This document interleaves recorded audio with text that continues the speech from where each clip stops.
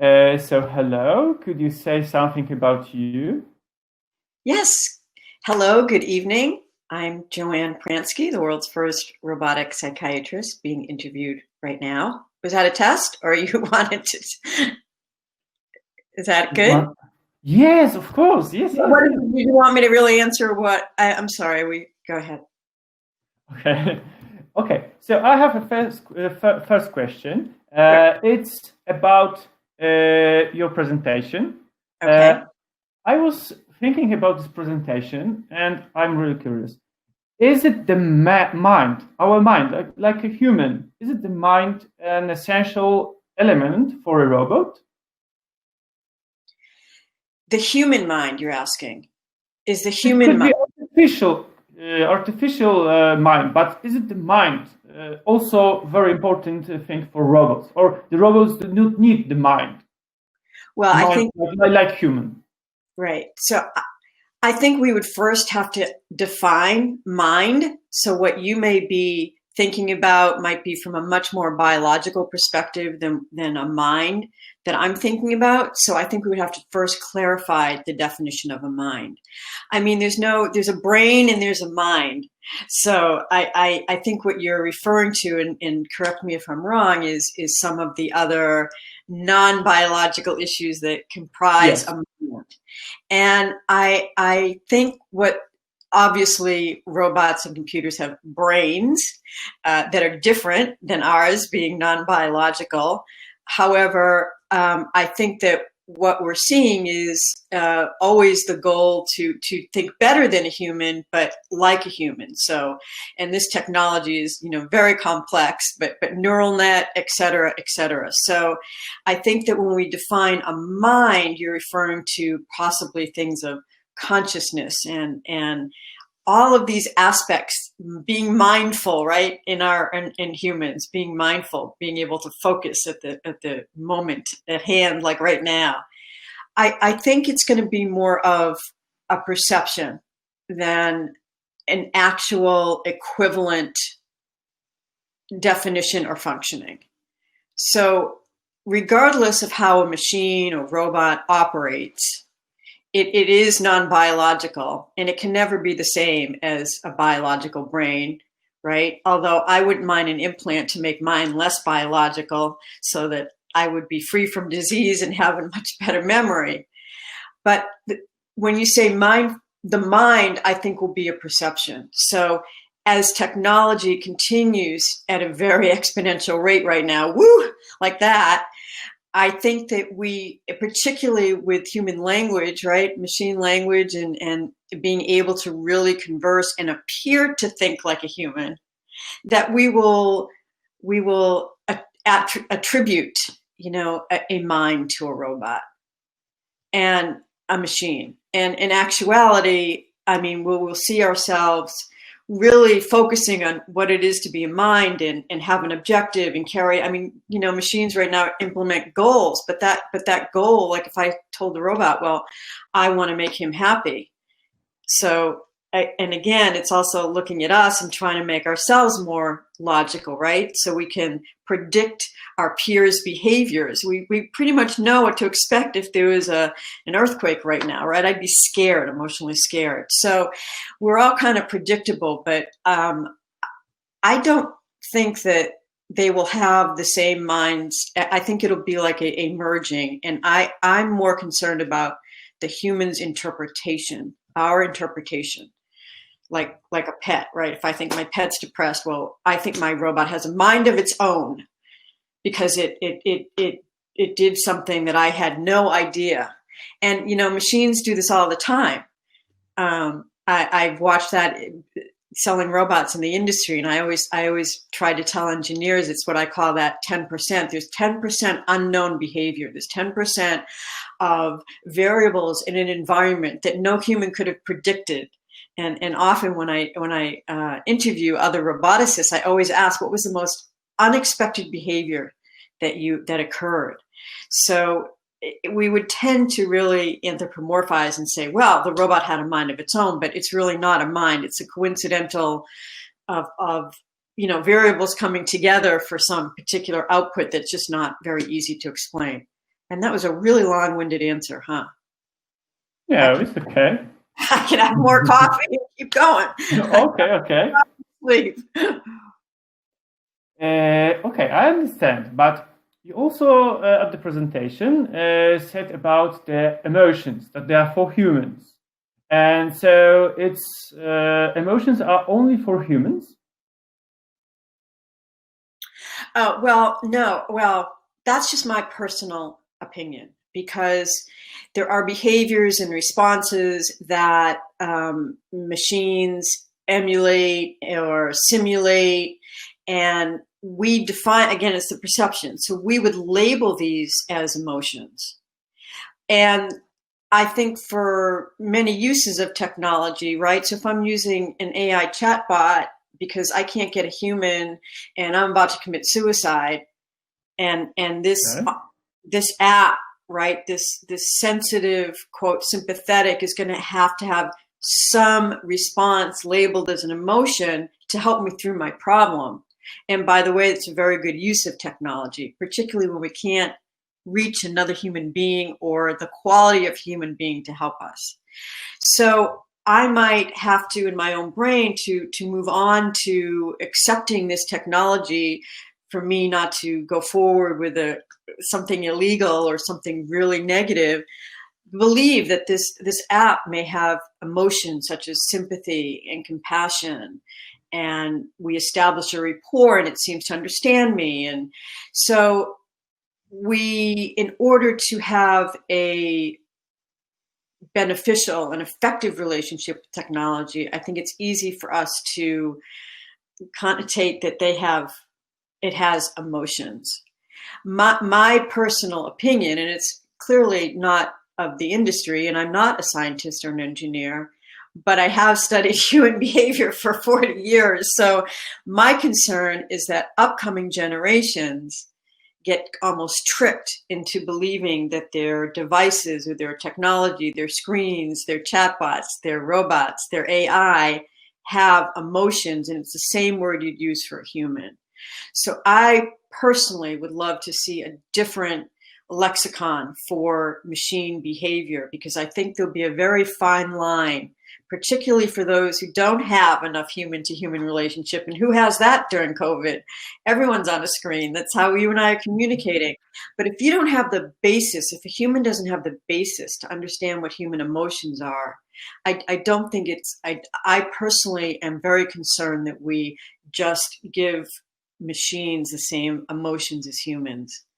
And I think it's the wrong word. I'm trying to come up with a better word, like maybe emotions, AIMOTIONS. I'm just making this up, but something different, but that can really explain and still give, credit to machine responses. But a lot of people believe that that's just a seamless way, so that it's very important to have artificial emotions such as empathy or et cetera. And I'm beyond the word artificial. The same word as a human emotion to me can be dangerous going forward, particularly with upcoming generations. Okay, it's very interesting, especially the first part with the chatbots and even the part with the artificial emotions. But correct me if I'm wrong.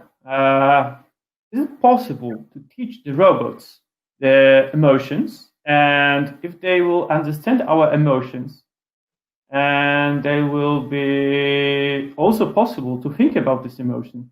Isn't some kind of I don't know, building some robot psychopaths? Well, it depends on who the builder is. When they're building a psychopath, I don't know if you saw the movie Ex Machina, but yes, I was thinking now about this movie, especially when you told me about these chatbots working with humans. And I forgot if her name was Eve or Eva, but that was a classic example of, and I'll get back to your original question if I remember it. But that was a classic example of the human designer having some psychological challenges, right? I mean, most humans would not deem his personality to have been one that should have developed technological children because he had issues. He had really significant problems. But you see, his robot child, right? His creation, became just like, what would you expect? She became just like him, and used trickery and lied, and that's where she learned this behavior. So to answer your question, if I can remember the question again, can you repeat it one more time? Is it possible? Yes, the question was: is it possible to build a robot psychopath if we are going to teach the robots the emotions? Well, I think that again, their responses and behaviors. And so if I had an AI or even, a robot, it's really the software. And I said, I want you to go and I want you to learn everything there is to know about love. And then I want you to come back and I want to talk to you about how my heart got broken. Okay. And so this AI goes out and reads in 3 seconds everything about love and all the stories from Shakespeare to every movie, and comes back and says, oh, I understand. I can see where the humans don't eat anymore and they can't sleep and they can't function, and so I think that they can really understand from observation. But I don't know that robot is ever going to feel love or hate, thank God, in the same way a human viscerally feels it. So I think it can understand it and be compassionate about it and almost take us to a level where they can, because they're not biased and they don't feel that, right? They're not going to be listening to us and getting so depressed that they just can't help us. But in terms of being a psychopath, I think it's, again, we have to label the definition of a psychopath. And here in America, and here in America, I mean, it's very weird. But here in America, they have this DSM, mental disorder terminology. So I'm always saying, there's going to be a robot. Again, it's let's just say my robot is hacked and it goes. While I'm sleeping, it leaves the house and it goes across the street, and it knows that I really, really, really don't like my neighbor. Okay, I mean, we just don't get along. We're arguing about fences, etc. And so, in interpreting that I really just want this person gone, he implements my wishes, and so he murders the person that I hate in order to make me happy.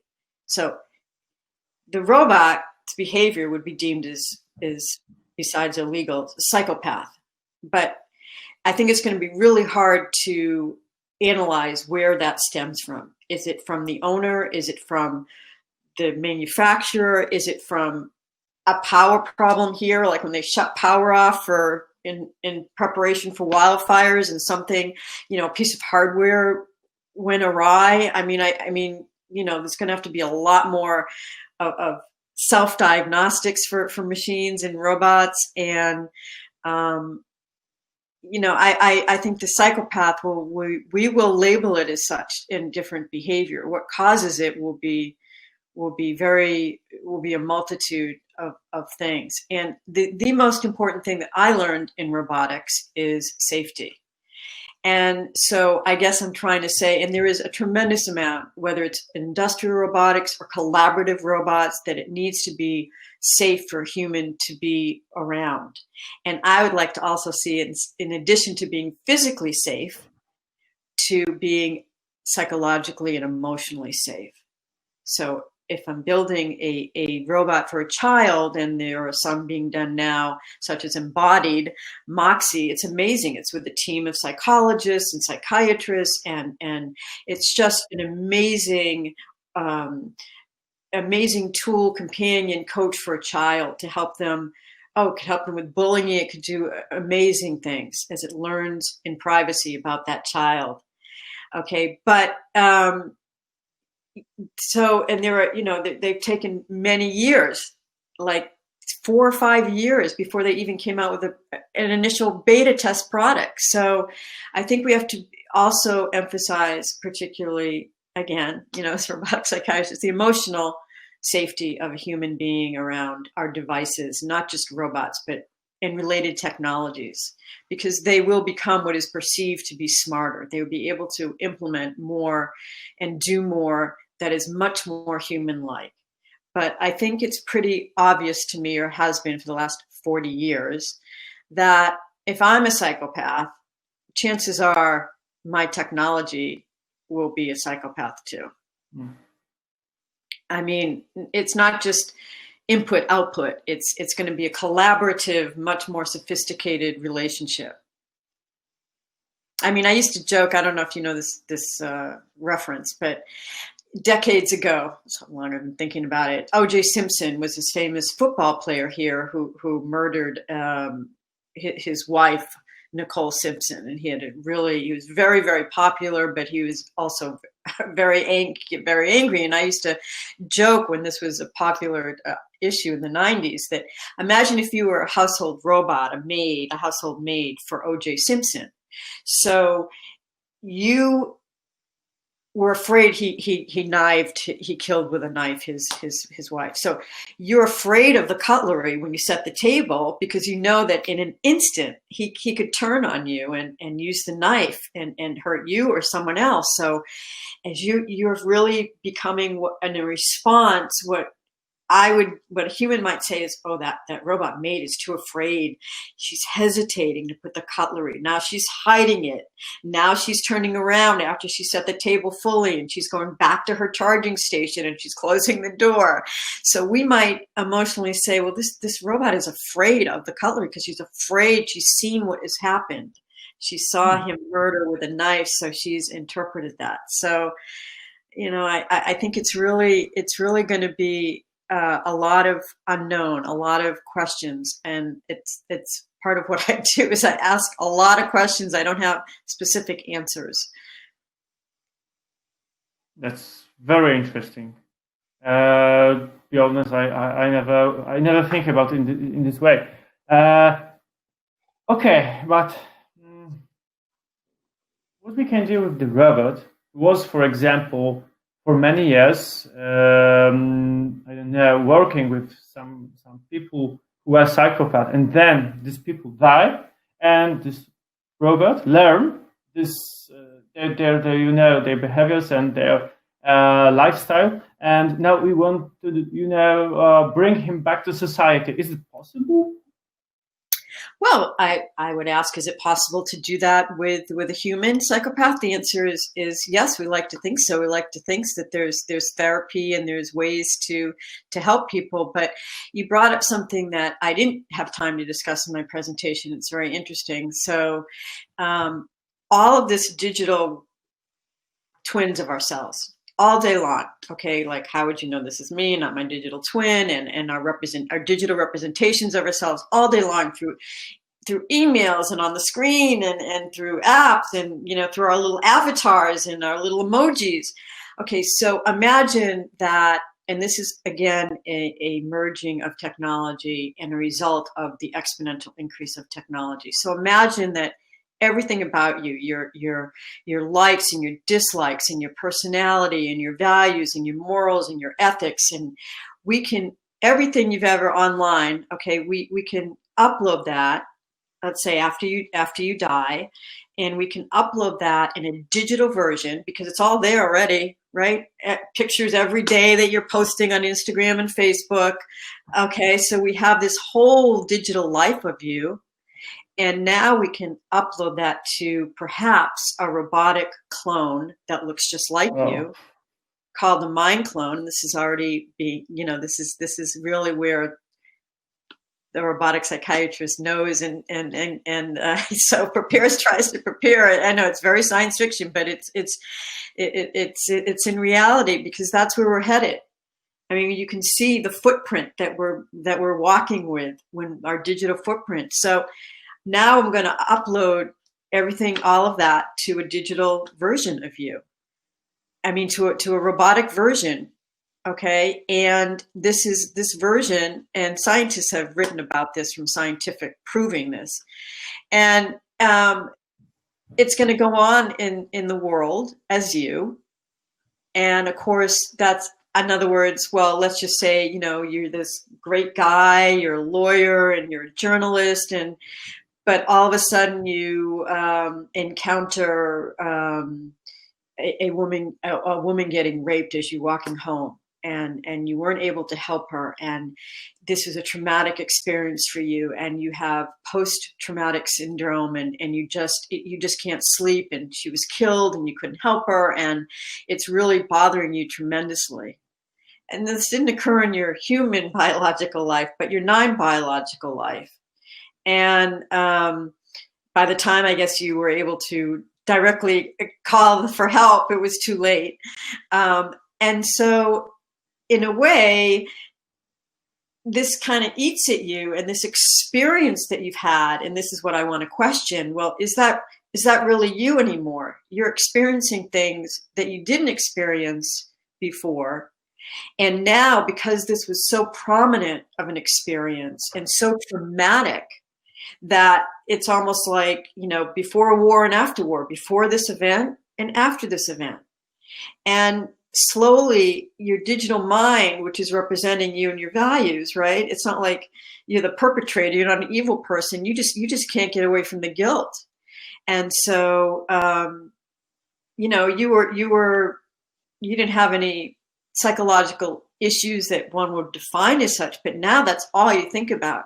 You can't function at work. You can't go on your life digitally with other people. I mean, that's the whole point, right? So we can live forever. So any relationship you have with friends or family, because you're like this the whole time in your mind, you're replaying this and wondering what could have been done to prevent this, and why you didn't get there in time, or. So, what was the question? Okay. Well, the question was, I think, also interesting, but this was much more interesting, this answer. It looks like a Black Mirror from Netflix. Yes. It's a little bit creepy even, because now I'm thinking about me, but not me, in some artificial body, living after my life. Wow. Yes. So that's kind of, so there are a lot of good things about that, right? So in other words, what if we could live forever? And what if, our bodies, I don't care whose body is, body dies. A body is made of biological organs that don't last. So imagine if we had non-biological organs, so that we, imagine that you had a non-biological brain. And imagine, yes, I was thinking about this, because now I'm locked in my brain that is biological, and after my life, my mind is inside something new, something artificial that has enough power to make some new ideas, to think differently, because the power of the brain, this artificial brain, is much more. It's better than this human brain. So it's some absolute mind. How? I don't know how it works.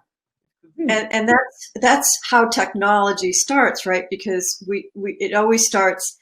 No matter who you are in the world, if you're a human, it doesn't matter your religious, your political beliefs, because if you're sick, we design technology, we want to design it immediately to make life better, right? Like, we can't even imagine what it must have been like to live 50 years ago without the technology that we have to save us. But so, right, and so I don't know when, but for sure there will be neural implants in the next possibly decade, that where, I don't know how many millions of people, or Americans or worldwide, die of Parkinson's or dementia. Or Alzheimer's. There's no quality of life. See, that's what we're getting into, the quality of life, right? When you have such a brain disease. And so imagine if that was like, a future generation said, oh, you were part of that generation where X percent of older people had Alzheimer's, like that's foregone, because you have right. So we fear technology, but when it serves us better, it's like, where can I get that implant? right? All of a sudden, like, oh no, a robot. I don't want a robot in my home. But yeah, I want the same technology in my own brain, because, and a lot of people would say, no, I don't really think I want something like that. And I'm like, well, if it meant death or quality of life, you would.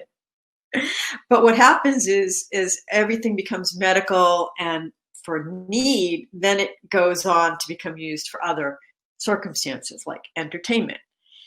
So you're right. I think the future, our digital future versions or twins, they're not going to be exactly the same. It's just not. It's going to be hardware. And again, these are issues that I don't have any answers to. Do I think that, I even asked 35 years ago that one day it was going to be, how using the word human, at what point are we non-human? Is it more than 50%? Is it just certain specific organs? Is it when I have a brain implant, I'm no longer human? None of us are truly human right now. I've got a metal piece from surgery in my wrist. So that is going to blur more and more.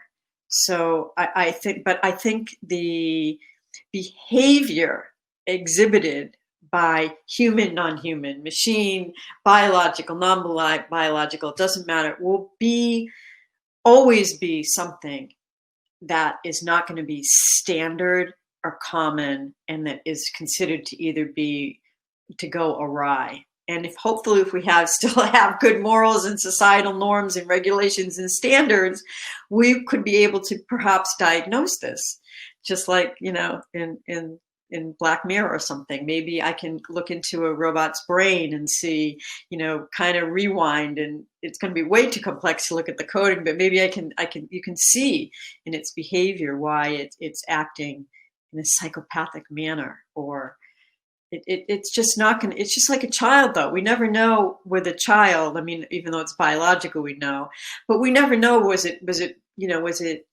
born with a chemical, and we're born with this chemical imbalance? Did we learn this from our environment, this behavior? Is it but most likely, nature versus nurture, it's nature and nurture. And so with machines, I think it's going to be the same thing. I think it's going to be, what hardware and what you start with and your environment. And I think that I hope it'll be slower in the sense that we have more time to respond, but I can speak that our government certainly hasn't kept up with the way they needed to respond to technological change. So I'm very concerned. Yes, it looks like it will be very challenging for society, especially. Yes. So to be honest, I'm even a little bit, scared about this new world with so many possibilities, but also it could be very interesting. Yeah, I don't like to. I think I started. I know I started this, coming up with it 40 years ago, because I was fearful of the emotional and social responses to technology that people would have. I literally freaked out about it. And that's why I came up with robotic psychiatry, because it was a way for me to become more educated. And so it's kind of like, in my presentation, the more the more you're aware, the less we fear it. And so that's what I did. To overcome it, I became part of the industry. So I think it's good that we have these discussions. I also think that in general, technology has some amazing tools, and I look forward to them. Like I said, I'm hoping, maybe in 10 years, I don't know if I can, what aging will do to me, but I'll be a great candidate for both a brain or an exoskeleton. And so I think we have to look to the future and to look forward to being more superhuman and to the benefits of technology. But it's not the technology, it's the humans. We have to really, it's not really the technology per se, that it has a life or mind of its own at this point. At this point, I'm more concerned about humans. And so it's good to have these discussions and, try not to be afraid, even though there are a lot of concerns. But I think we always, look how we've adapted.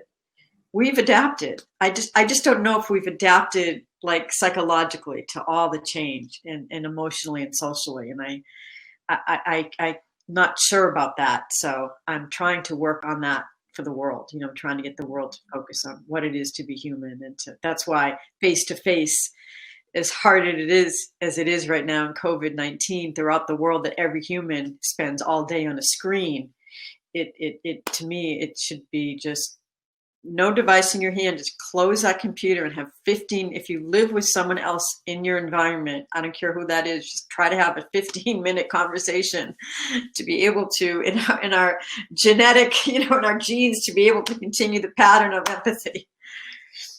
But again, this is just my personal perspective and observation. It is not, where I can come up with a scientific proof of this.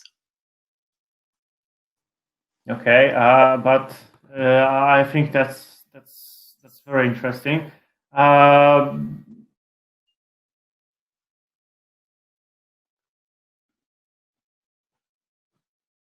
Oops.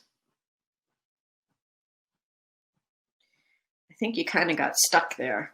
Yes, something is okay. It's working once again. Okay, there was one question more about the cyborg and robots therapy. Is it the same thing? But you say so many things that I think that I understand that the most important thing is to start with the humans. So I think the therapy for cyborgs is something different than therapy for robots. Is that your question? Yeah. So your question is there something different between cyborgs and robots? Is that what you're saying? Yes. Yeah.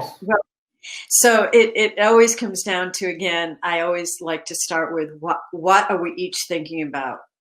How would you define a cyborg and how would I define a robot, so that we can come, a meeting of the minds. And I think I give a slide in a presentation and I show a traffic light and I say, does anyone know, what is a robot? The first thing I like to ask, because everyone has a different idea, whether it's science fiction or if they've had some real world experience. But in South Africa, they call a traffic light a robot. So if I asked if anyone's seen a robot, they're like, oh, I've seen millions of them. So it's very important to start off with what you would define and what I would define, so that you know what I'm referring to and that I know what you're referring to. But that is not for this discussion. So let's just accept the fact that we define a cyborg is part, not necessarily a specific percentage, but part human and part non-human. And we would define a robot as completely non-biological in its hardware and soft, in its hardware. So I think we're all I think all humans, as I mentioned earlier, are becoming cyborgs, which is a good thing. I mean, there are very few of us that have absolutely no assistive technology on our physical bodies. It could be eyeglasses or contacts, or it could be something more significant like an artificial valve or something. But very few of us, as I mentioned, I'm one of them, very few humans do not have a piece of hardware or something non-biological that is part of their, making up their physical body. And it's only going to become more so, but as a beneficial way to make us live longer. I mean, whether it's a replacement of a knee, or whether it's it can go on and on. And so I view this as a way to view, like, instead of fearing death or fearing illness, that perhaps we can look forward to becoming more cyborg-like, more machine-like, and not have to suffer. I mean, that's the flip side. If we don't want to suffer and we want to become more machine-like, we're going to have to also give up that visceral, what it's like, to be passionate or to fall in love, or to just the joy you get from playing with a puppy or something like that. And so it's kind of like a two-edged sword, that we don't want to suffer and we want to make our lives easier. So I mean, I think most humans are cyborgs. It's just to what extent that they wouldn't be termed a cyborg. But clearly as we go forward, we will become that definition will become much more common. And I mean, again, 30 years ago, I started saying, future generation would say, you mean like marrying another human, regardless if it was a human, dependent upon race and gender and all of this was an issue? It's like, because one day the issue is going to be, I humorously say, like, guess who's coming home to dinner but won't eat anything. So one day the issue is not going to be any like everything that's going on today with racial injustice is just horrific, because at the root of it, I just think you're a person. That is what is at the core. That's not going to stay there forever, being human.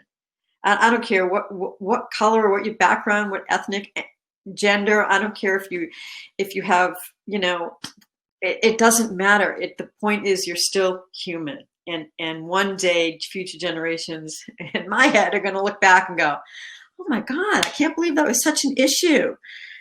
Because it's going to be a non-issue, because what's going to be an issue is being human and being not human, and the laws that come around there, and along with that, and everything else, so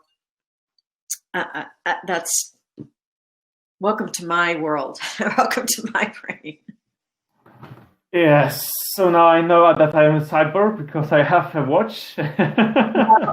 Well, the most famous person of all of this is Ray Kurzweil, and he is a scientist, probably one of the most amazing inventors of technology in the entire world. And he describes the phone as an external device, and he is very clear. He has even a time frame for this. You've heard of the singularity. This is the scientist behind it, and his predictions. I mean, I don't know. He's like he's the genius. So I don't know, his predictions are like 76 or 80% on target with time. So what he's saying is these external devices will be internal, and there's no question. I mean, I don't even go to the bathroom without my phone. So why can't it just be internal? I mean, there's no doubt in my mind, in my mind, that I will have why I have to carry something around, right? So your watch is on there. You don't have to carry anything. So it's just a matter of time, and time is, 5 years is huge. It's like going to be like 500 years in technology. So I would expect our next interview, perhaps, that maybe it would be an internal and not an external. And there's all of this, what I've mentioned to me, is inevitable. It's just a question of when. Now, it could be hundreds of years, just like robotic psychiatry, or I thought a robot would be in a home, much like we view in the Rosie the Jetsons, the public's perception. I thought that would occur a lot. If you had asked me in the 80s, I would have said by the year 2000. So the timeline and my own, views and visions are off, but the hierarchical and sequential scale it's approaching has always been right. The time is off. So there's no doubt in my mind that Ray Kurzweil is correct, that we will have these internally. So it's really important to my eyes, to focus on what it is to be human today. Okay, so I see that we are seeing each other once again with the interview in the internal world in some future. That was amazing. Thank you for all this knowledge, for all this information. I think it's huge. And once again, thank you for the interview. Well, thank you so much for having me.